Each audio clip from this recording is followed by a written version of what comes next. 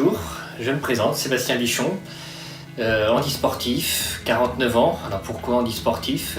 Parce que je suis amputé tibial. Alors amputé tibial, pour ceux qui ne connaissent pas, c'est très simple, je vais vous montrer. Eh bien, ma jambe est sectionnée à ce niveau-là et j'ai une prothèse qui vient remplacer ma jambe. Voilà, il me reste mon genou. Donc voilà, c'est pourquoi amputé, parce qu'à l'âge de 4 ans, eh bien, j'ai fait une chute d'un tracteur à la ferme, je suis tombé devant une machine qui m'a coupé la jambe.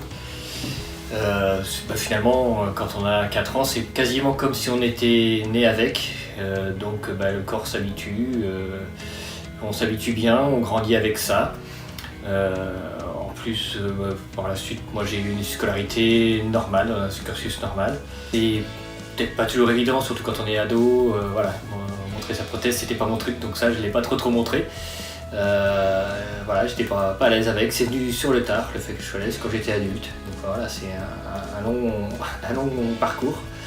Quand je suis adulte, je suis venu au sport et ce qui m'a amené vraiment à faire du sport de manière intense, c'est en 94, quand j'ai travaillé à la Poste à la Grave, dans les Hautes-Alpes, j'ai décidé de rentrer sur Coulon, dans le Marais Poitevin, dans les Deux-Sèvres où j'habitais, rentrer à vélo. Donc j'ai fait ça, 3 jours et demi de vélo, 766 km, traverser la France en gros d'est en ouest, avec des magnifiques paysages. Donc j'ai adoré ça, et je me suis dit que j'avais une bonne condition physique, pourquoi pas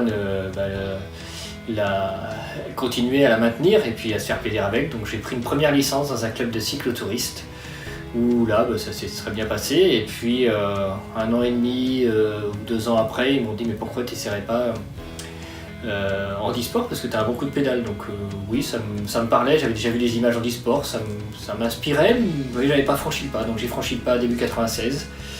Rapidement, j'ai eu de bons résultats, et puis quand on a de bons résultats, on s'entraîne encore plus parce qu'on est super motivé. Et dès la première année, j'ai décroché un titre de champion de France sur piste. Et puis voilà, là c'était parti. J'ai décroché ensuite des places, les sélections au niveau international. J'ai terminé 5e championnat du monde en 98, 5e sur route. L'année suivante, je deviens vice-champion d'Europe sur route en 99, donc en France. Et puis, summum de ma carrière sportive, c'était les Jeux de Sydney en 2000, où je décroche la médaille de bronze sur route. Après, j'ai encore eu de bons résultats, notamment au championnat d'Europe sur piste par équipe, où j'ai décroché une nouvelle médaille d'argent. C'était en 2001. En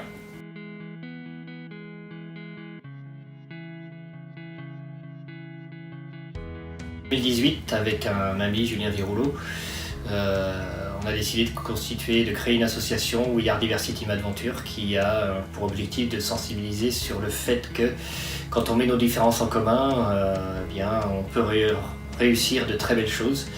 Et voilà, on a tous tout à faire ensemble, et on a décidé de le faire à travers un défi sportif annuel. Donc le premier défi sportif a eu lieu en 2019. C'était faire l'ascension du Mont Blanc avec des personnes issues de toute forme de diversité, que ce soit âge, taille, couleur de peau, religion, etc. Et on a emmené une équipe de 8 personnes et tout le monde a réussi. Donc ça, c'était un merveilleux moment. Et voilà, c'est des expériences comme ça qui amènent un bonheur supplémentaire dans la pratique du sport.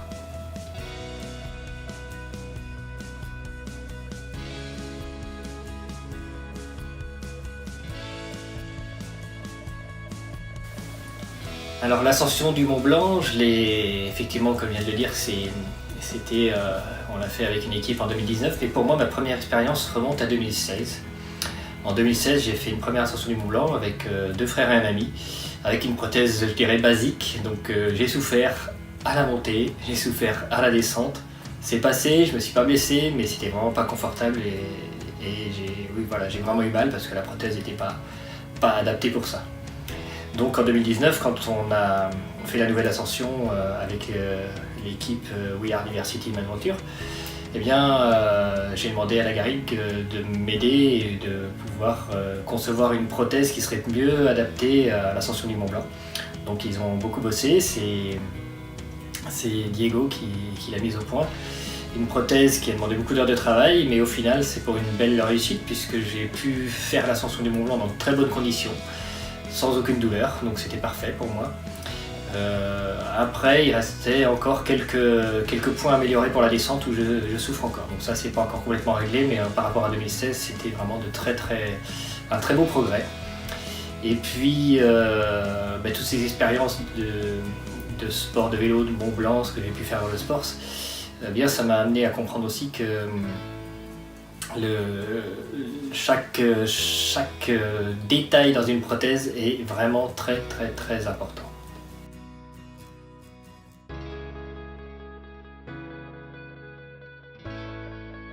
Alors quand je parle de l'ascension du Mont Blanc, réalisée en 2019 dans de très bonnes conditions, en tout cas nettement meilleure que ce que j'ai pu vivre en 2016, c'est vraiment le rôle du prothésiste, c'est l'échange qu'on a, l'interaction, nos échanges et les écoutes respectives qu'on peut avoir, aussi bien de l'orthoprothésiste envers le patient que le patient envers l'orthoprothésiste, parce que voilà, chacun apporte sa pierre à l'édifice pour construire quelque chose de chouette. Et avec Diego, ça a bien matché. Mais ce qu'il y avait aussi dans cette préparation du Mont Blanc, parce que l'ascension du Mont Blanc ça se fait pas tout seul, il faut se préparer physiquement, et là où j'étais le plus à l'aise pour me préparer et arriver à un très bon niveau, c'était sur le vélo. Et là, pour le vélo, c'est Alison du groupe Lagari également qui m'a préparé une super prothèse en 2018.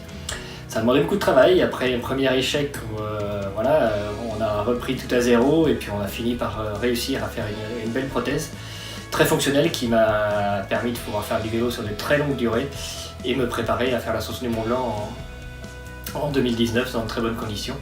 Et cette prothèse de 2018, elle a demandé là aussi beaucoup de travail, une grande écoute, et là je peux remercier Alison qui a fait un très très gros travail, un travail de passionné, et ça c'est très très important. Si mon orthoprothésiste n'est pas passionné par ce qu'il fait, c'est beaucoup moins fluide et on n'arrive pas d'aussi bons résultats. Donc je peux remercier très chaleureusement Alison et Diego pour tout le travail qu'ils ont pu faire.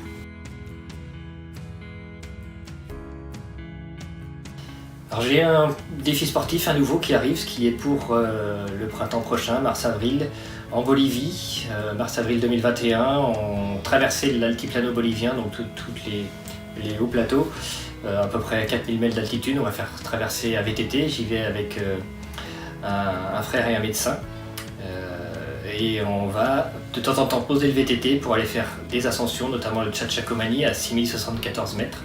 Et une fois qu'on est redescendu, on refait un cercle vélo pour rallier le Sarama où là à nouveau on pose les VTT pour aller faire l'ascension du sommet, point culminant de la Bolivie à 6542 mètres. Ensuite on reprend les VTT et au final on fait l'ascension de la Concagua à 6962 mètres, le point culminant des Amériques. Donc voilà, c'est un gros défi, et là encore il y a une prothèse, celle que je vous ai montrée tout à l'heure, la prothèse, c'est celle qui est encore en phase de test pour être hyper performante en montagne, et ça se présente très bien. La dernière randonnée de 6 heures a été plutôt positive, il y a encore quelques petites retouches à faire, mais ça avance, c'est du travail, travail d'orfèvre je dirais, pour arriver à avoir la prothèse tip top. Et Alison fait un très gros travail là-dessus encore.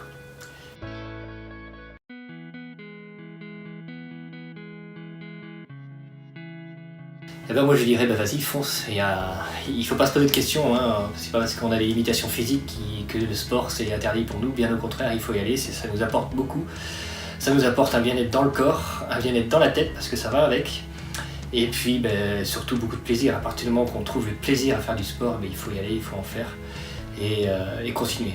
Pour moi n'importe qui me demande ça, moi je dis oui, vas-y, le sport c'est génial.